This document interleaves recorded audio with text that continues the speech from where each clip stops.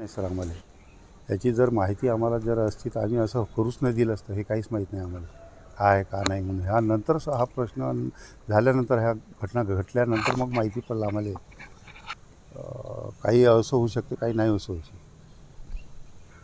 असं तर करू शकत नाही सर. कोणाच्या याच्यात येऊन जर केलं असेल तर काही सांगता येत नाही. नाही सर, याच्याबद्दल काहीच माहिती नाही आम्हाला, आणि आम्ही त्याला ओळखत बी नाही. हे नंतरच माहीत झालं की हे असं असं आहे बामुनीचं, याच्यासोबत असं आहे म्हणून नंतर माहीत झालं आम्हाला.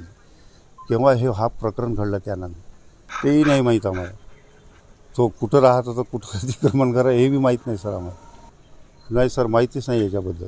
आणि ते क्लिप वगैरे असं मोबाईलचं काही मला समजत नाही खरी गोष्ट म्हणजे. नाही नाही नाही, घर सोडून कुठंच नाही जायचं सर, घरीच राहायचं.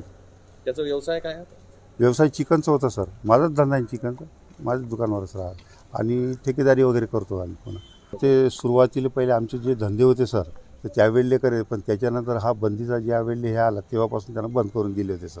तर त्यांना काय म्हणावं, त्यांना ते निवेदन दिल्यानंतर सगळे ते लोक आले आणि त्यांनी ते फोडफाड केलं, तर त्याच्याबद्दल आपण काय म्हणावं. आमच्या गावात तर कधी सर असं झालेलं नाही आहे, आणि आमच्या गावात असं वातावरणही कधी नाही झालेलं, जातीवाद नाही कधी झालेला आहे. माझी वय एवढी आता 64 वर्षात जाईल, पण कधी मी असं पाहिलेलं आहे. आणि मी सगळ्यासोबत लोकांसोबत सगळं राहतो.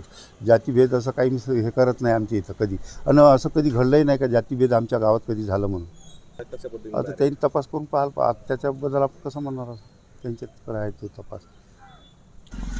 असं तर होऊ शकत नाही सर, कारण की तो घर सोडून गेलाच नाही, तर मग मी कसं म्हणू.